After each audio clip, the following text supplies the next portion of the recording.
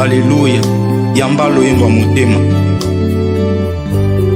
Zwa loyembo ya motema, libonza na pesi na yo nkolo. Misama yawe. Zwa loyembo ya motema, libonza na pesi na yo nkolo. Misama yawe. Kembo ezali ya yo, ibonza na pesi na yo nkolo. Misama yawe. Kembo ezali ya yo nkolo, ibonza na pesi na yo nkolo. Misama yawe. Nani oya kufelanga, atika nkembo na likolo. Ezali yo Yesu.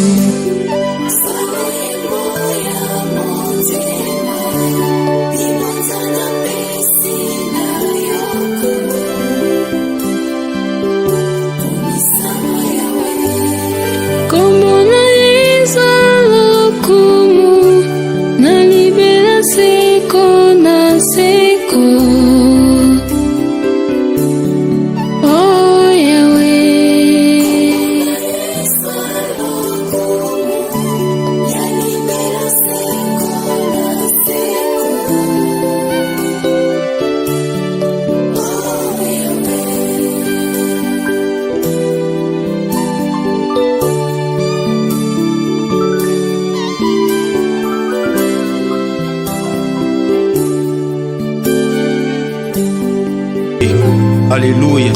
Yamba loyembo ya motema.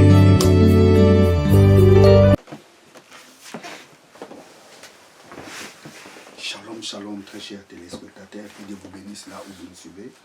Bien, vous êtes dans CGC TV, croissez dans la grâce et dans la connaissance télévision avec les pasteurs Jimmy. C'est ma bien, très chers téléspectateurs. Le thème de ma prédication aujourd'hui est intitulé « Un seul fruit de l'esprit, plusieurs dons spirituels ». Bien, j'aimerais faire la prière avant de commencer ce message. Éternel Dieu, Papa, merci. Je te rends grâce, tendre Père, pour ce privilège que tu m'as accordé pour prêcher ta parole.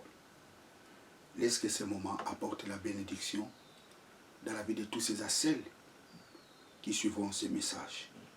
Parce que l'homme ne vivra pas seulement du pain, mais de toute parole qui sort dans ta bouche. Je te rends toute la gloire au nom de Jésus-Christ, notre Seigneur et notre Sauveur. Amen. Un seul fruit de l'esprit, plusieurs dons spirituels. Bien, nous allons lire Galates, chapitre 5, verset 22. Galates, chapitre 5, verset 22 à 23. 13 Galates, chapitre 5. Que nous dit la parole de Galates, chapitre 5, 22 à 23. Mais les fruits de l'esprit, c'est l'amour, la joie, la paix, la patience, la bonté, la bénignité, la fidélité, la douceur, la tempérance. La loi n'est pas contre ces choses, mais les fruits de l'esprit. Qu'est-ce que signifie les fruits de l'esprit? Alors, les fruits d'abord, c'est quoi en grec? Les fruits en grec, c'est karpos. Karpos.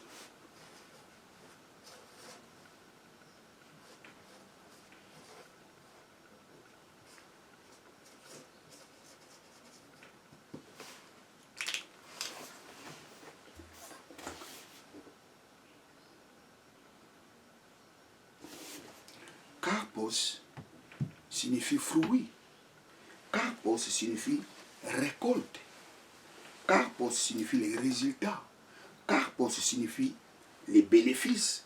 Karpos signifie le revenu. Vous savez, quand quelqu'un travaille quelque part, à la fin du mois, il aura besoin de son salaire.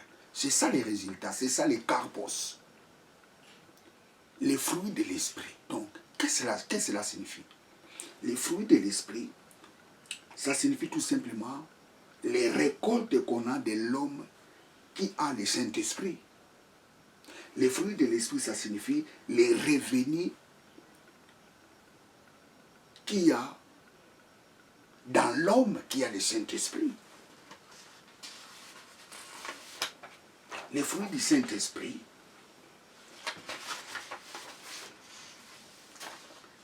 ça signifie tout simplement les résultats qu'on a de l'homme qui a le Saint-Esprit. Les fruits de l'Esprit, ça signifie les bénéfices qu'on a de l'homme qui a le Saint-Esprit. Tu ne peux pas avoir le Saint-Esprit sans produire les résultats.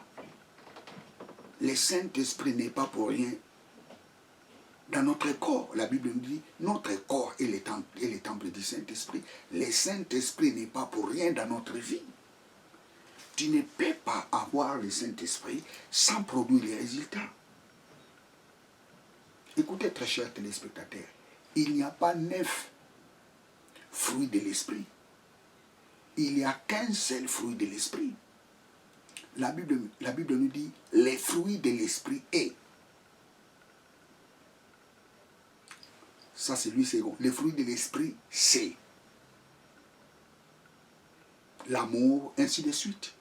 Darby traduit les fruits de l'esprit est. Donc, si le sujet est au singulier, le verbe aussi sera au singulier. Donc, il y a un seul fruit de l'esprit, mais plusieurs résultats.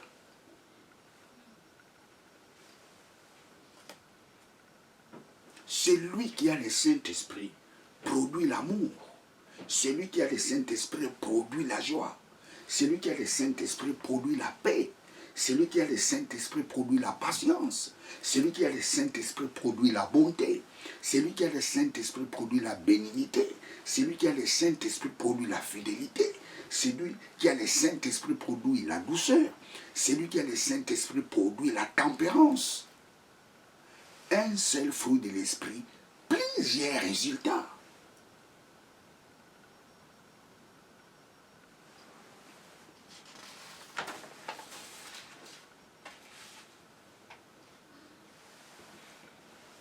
L'amour n'est pas le fruit de l'esprit. La paix n'est pas le fruit de l'esprit. La joie n'est pas le fruit de l'esprit. La tempérance n'est pas le fruit de l'esprit. Toutes ces choses sont des résultats d'un seul fruit de l'esprit. Alors, comment s'appelle ce fruit de l'esprit? Romains chapitre 5, verset 5. Romains chapitre 5, verset 5.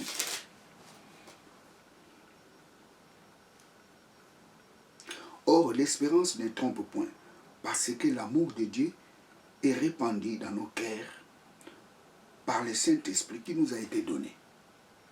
L'amour de Dieu a été répandu dans nos cœurs par le Saint-Esprit qui nous a été donné. C'est-à-dire, les jours où nous avions reçu Jésus-Christ comme Seigneur et Sauveur, le Saint-Esprit a répandu l'amour de Dieu en nous. C'est cet amour-là qui est le fruit de l'Esprit.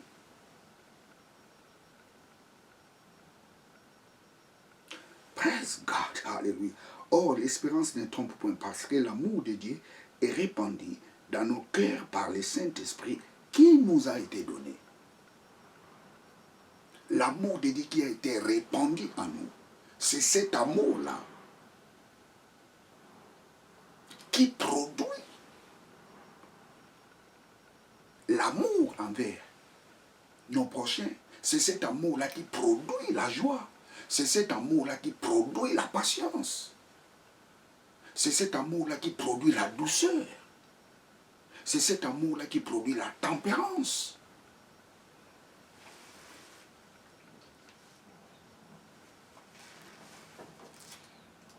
Il y a un seul fruit de l'esprit. Et ce fruit de l'esprit s'appelle l'amour de Dieu.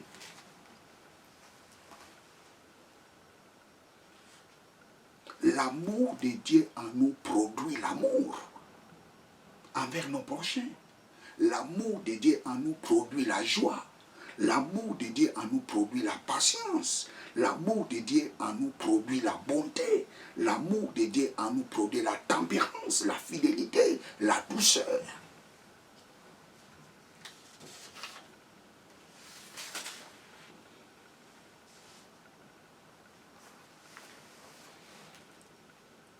Il y a un seul fruit de l'esprit, plusieurs résultats, plusieurs récoltes, plusieurs revenus, plusieurs bénéfices. L'amour de Dieu en nous ne produit pas seulement 9 résultats, non. L'amour de Dieu en nous produit plusieurs résultats. Celui qui a l'amour de Dieu n'enfle pas d'orgueil. Celui qui a l'amour de Dieu ne s'invente pas. Lisons 1 Corinthiens chapitre 13. Versets 4 à 8. 1 Corinthiens chapitre 13. Versets 4 à 8. L'amour est patient. C'est quel amour? C'est agapé. Vous savez, le mot amour, l'amour de Dieu, en grec c'est agapé. Je l'écris en grec. Agapé. Agapé.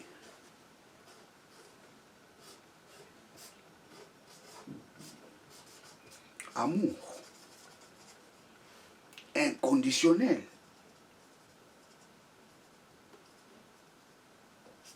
Donc c'est l'amour de Dieu, amour de Dieu.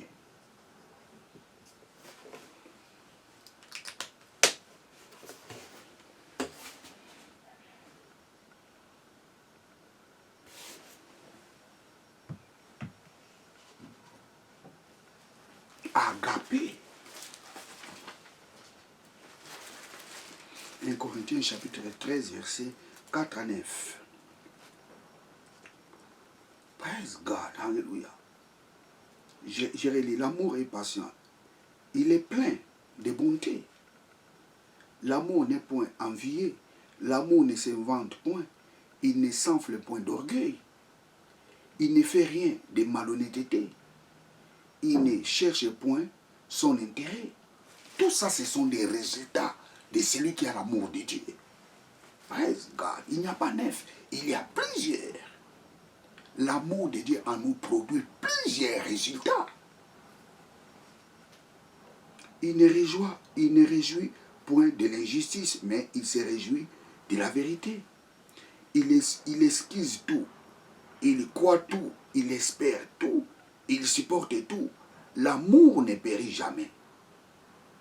La prophétie prendront fin, les langues cesseront, la connaissance disparaîtront. Praise God. L'amour de Dieu a plusieurs résultats.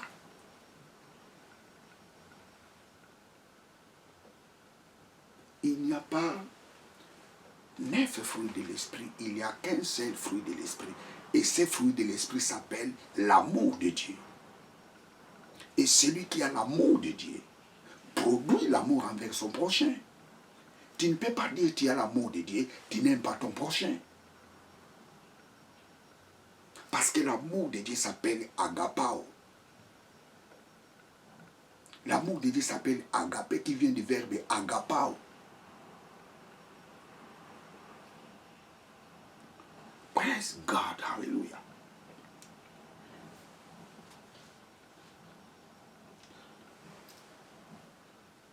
Prenons Éphésiens chapitre 4, verset 2.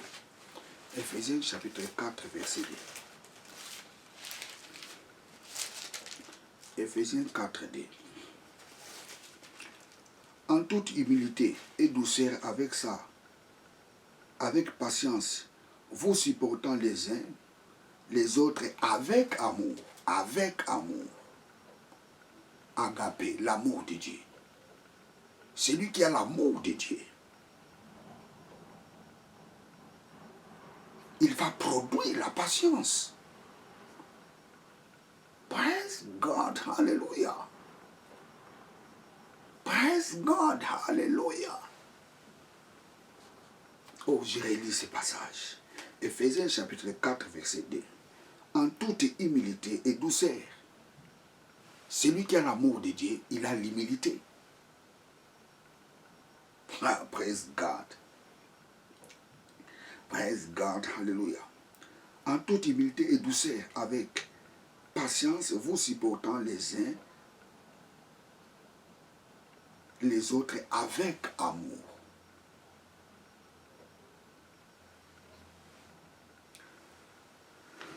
Praise God, hallelujah. Il y a un seul fruit de l'esprit et ce fruit de l'esprit s'appelle amour. Celui qui a l'amour de Dieu produit la patience, les bontés. Il ne s'invente point et il ne s'enfle point d'orgueil. C'est très important. Tu ne peux pas dire que tu as l'amour de Dieu. Tu hais ton prochain. Si tu as l'amour de Dieu, tu dois produire l'amour envers ton prochain.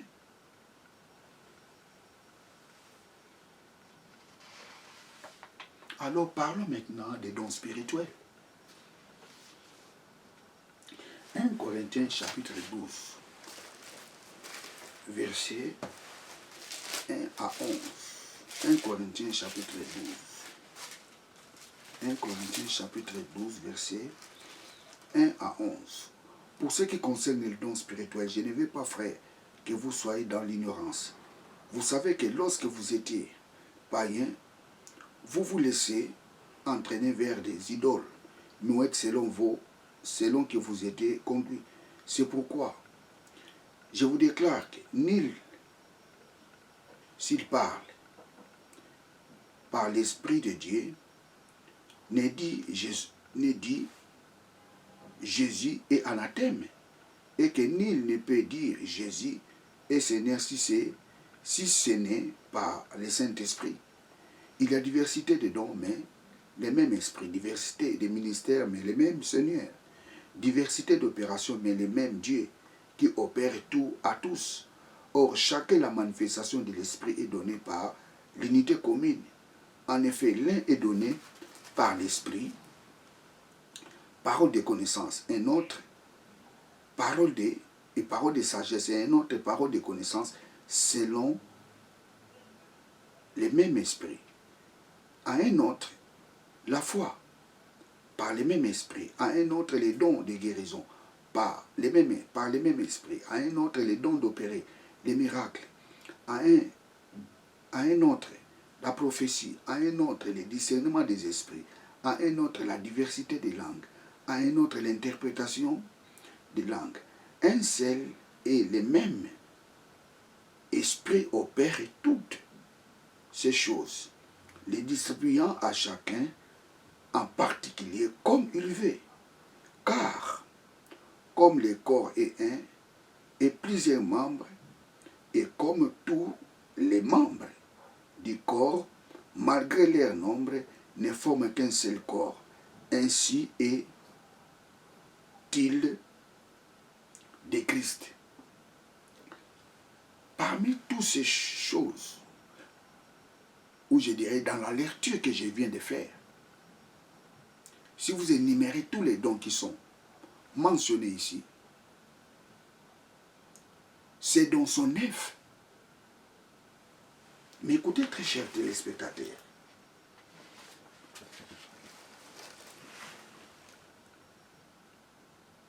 ici l'apôtre Paul nous révèle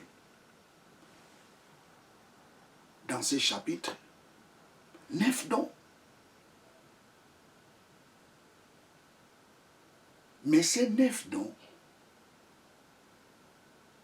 ne sont pas la fin des dons.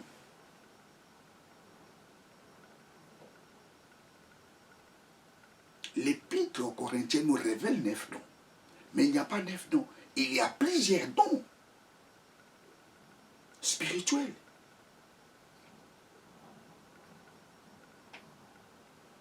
D'ailleurs, si l'apôtre Paul ne dit pas il y a 9 dons.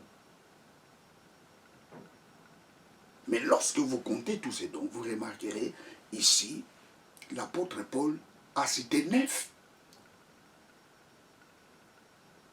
Mais il n'y a pas seulement 9 dons. Vous savez, il y a la différence entre les dons et la grâce. Les dons, c'est quoi? Les dons, c'est l'action de donner. Ou l'action de faire quelqu'un un cadeau. C'est un don. Mais la grâce, c'est la capacité, ou la grâce est une capacité surnaturelle de Dieu. Lorsqu'on dit les dons spirituels, bon, on peut comprendre, on parle de la grâce. Parce que le mot grec que l'apôtre Paul a utilisé ici, c'est charis. Charis signifie grâce. Charis. Charis qui signifie grâce. Charis qui signifie grâce. Charis.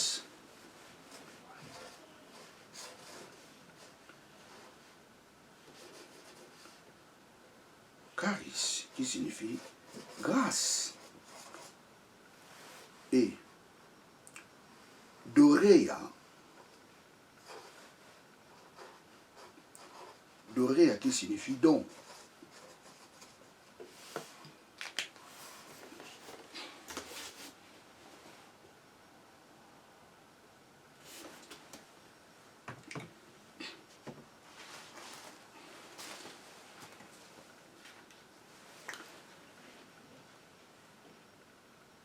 Les dons, c'est l'action de donner.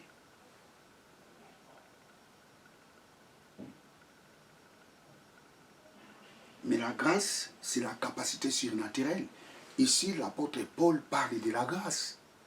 Vous savez, des fois, les traducteurs nous ont embrouillés par leur façon de traduire la parole de Dieu. Je vous donnerai encore, il y a un nom qui a été traduit par les dons. C'est dans Ephésiens chapitre 4. Ephésiens chapitre 4, verset 8. Le nom Ephésiens chapitre 4, verset 8. Ephésiens chapitre 4, verset 8.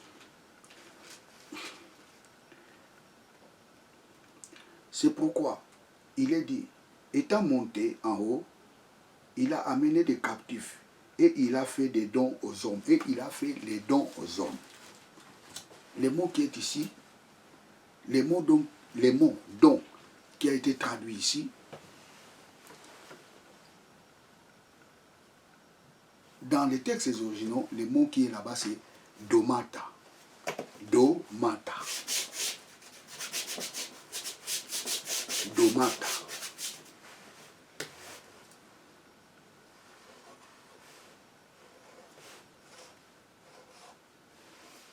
Domata.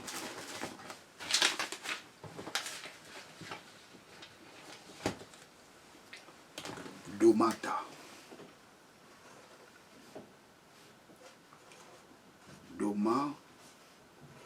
Domata. Si je vais l'écrire un peu ici bien, pour que ça se voie, parce que, tu vois, il n'y a plus vraiment d'encre dans mon feutre. Domata. Domata.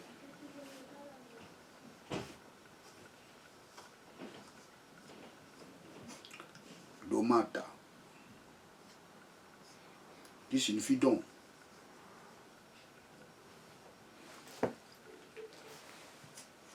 Don.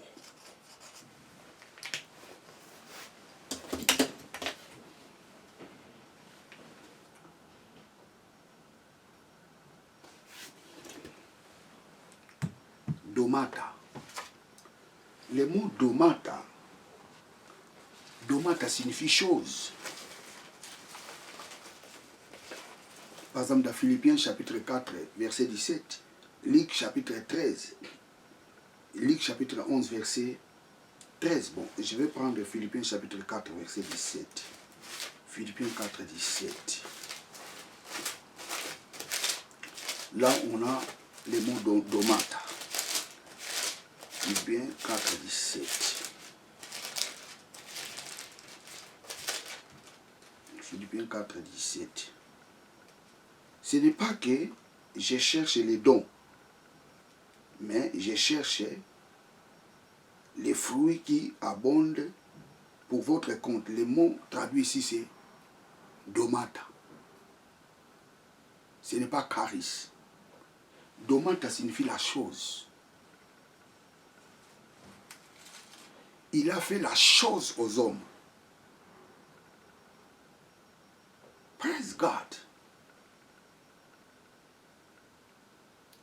Come on. Dieu a donné les dons. Dieu a fait les hommes comme les dons pour les hommes. Les hommes de Dieu, ce sont des dons pour les hommes. Il a fait des choses aux hommes. L'homme de Dieu est un don pour les autres. L'homme de Dieu n'est pas seulement un don, mais il est lui-même les dons pour les autres. Il a fait les domata aux hommes. Vous savez, comment je peux dire, les versets ici est mal traduit et mal interprété par les gens. Dieu a fait les dons des hommes aux hommes. Domata.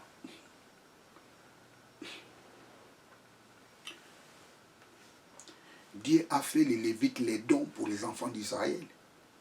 Dieu a fait les 5 ministères les dons pour les hommes.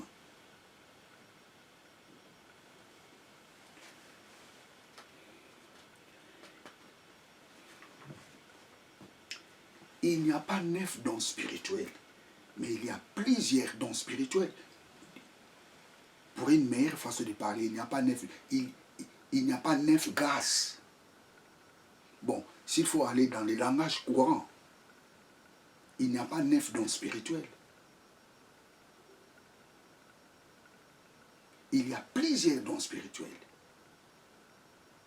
Le mot qui est traduit ici, c'est le mot grec qui est ici, c'est grâce. Si vous lisez, par exemple, Darby ne l'a pas traduit comme Louis II.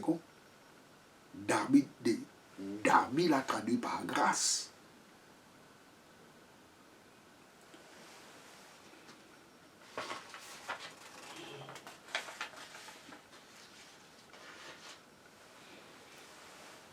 Corinthiens 12. Commençons par le verset 4. Nous avons les dons de la parole de la sagesse. Nous avons les dons de la parole de connaissance. Nous avons les dons de foi. Nous avons les dons de guérison. Nous avons les dons des miracles. Nous avons les dons de la prophétie. Nous avons les dons de discernement des esprits. Nous avons les dons de diversité des langues. Nous avons les dons d'interprétation des langues. Ici, nous avons 9. Apôtre Paul cite que 9. 9 dons spirituels ou bien 9 grâces. Mais il n'y a pas seulement ça. Il y a plusieurs dons spirituels. Il y a plusieurs grâces. Parce que la grâce, c'est quoi? La grâce, c'est une capacité surnaturelle de Dieu. Je vais vous montrer encore d'autres grâces. Romains, chapitre 12, verset 6. Je vais vous montrer encore d'autres dons spirituels que l'apôtre Paul ne l'avait pas cités dans l'épître aux Corinthiens, mais l'apôtre Paul les cite dans l'épître aux Romains. Romains chapitre 12.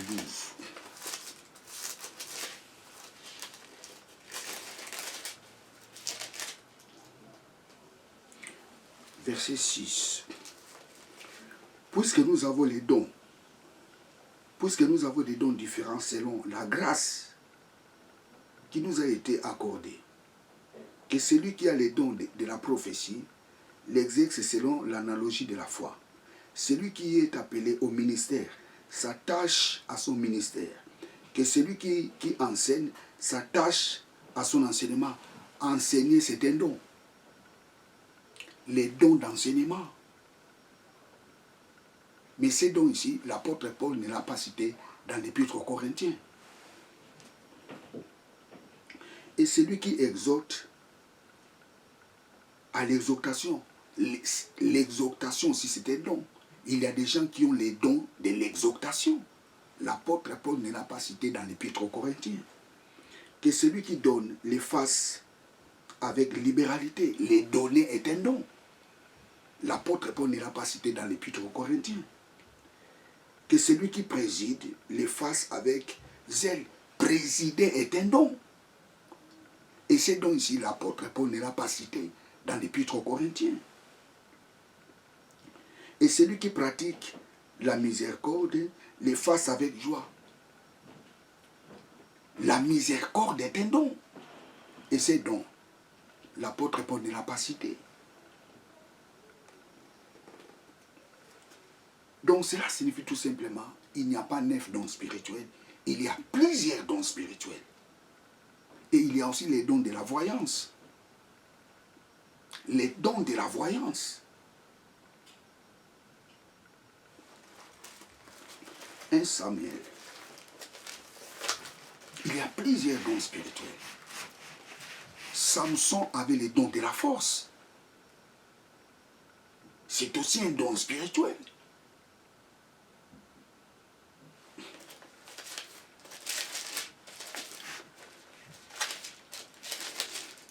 Samuel, chapitre 9. 1 Samuel, chapitre 9, versets 6 à 9. 1 Samuel, verset 9.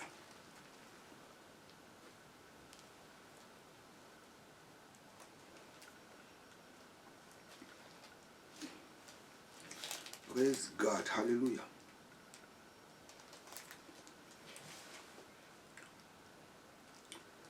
Verset 6 à 9. Les serviteurs lui disent, voici dans cette ville un homme de Dieu. Et c'est un homme considéré. Tout ce qu'il dit ne manque pas d'arriver. Allons-y. Donc peut-être nous fera-t-il connaître les chemins que nous devons prendre. Saul dit à son serviteur, mais si nous allons, que porterons-nous à l'homme de Dieu? Car il y a plus de provisions dans son sac et nous n'avons aucun présent à offrir à l'homme de Dieu. Qu'est-ce que nous avons? Le serviteur reprit la parole et dit, Saul, voici j'ai sur moi le quart d'un cycle d'argent, je le donnerai à l'homme de Dieu, et il aura nous indiqué notre chemin. 9.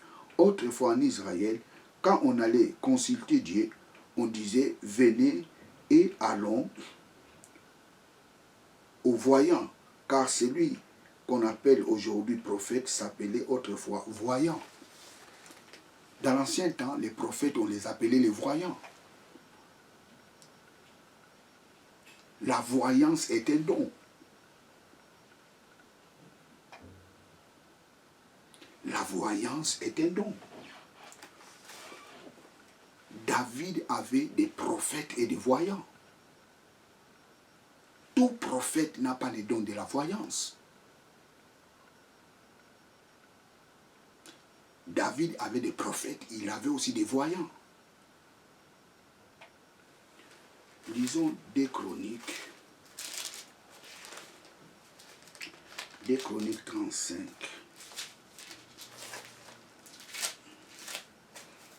2 Chroniques 35.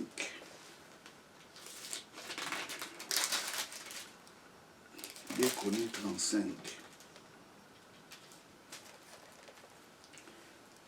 Verset 15. Les chantres, fils d'Azaph, étaient à leur place selon l'ordre de David. Asaph, d'Herman et de Jétudim, les voyants du roi. Les Jétudim, les voyants du roi. Les Jétudim, les voyants du roi. Les Jétudim, les voyants du roi. Les chantres, fils d'Asaph, étaient à leur place selon l'ordre de David. Asaph, d'Herman et de Jétudim, les voyants du roi. Et portiers étaient chaque porte. Ils n'eurent pas à détourner de leurs offices car leurs frères, les Lévites, préparaient ce qui était pour eux. Prenons encore un autre passage des rois. Des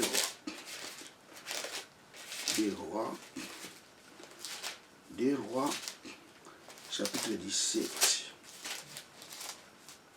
Des rois, chapitre 17, verset 13.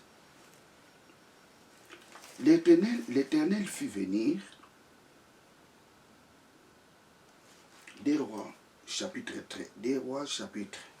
17, verset 13.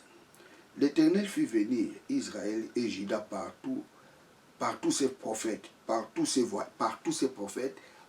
voyants. Je relis. L'Éternel fit venir Israël et Juda par tous ses prophètes, par tous ses voyants, et leur dit, les prophètes et les voyants.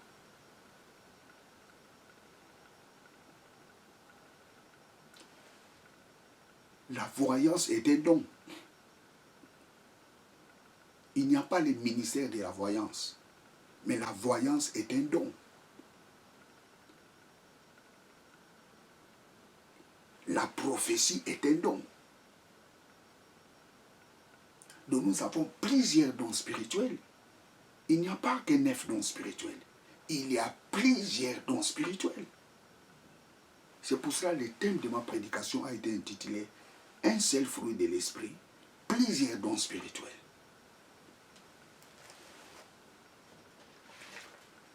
Praise God, hallelujah.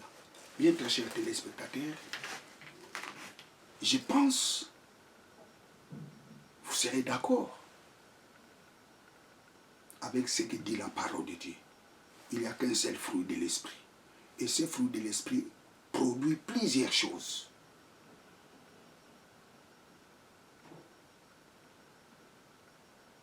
Et ce fruit de l'esprit s'appelle l'amour de Dieu. Et il y a, comme je vous ai dit, il y a un seul fruit de l'esprit qui produit plusieurs résultats.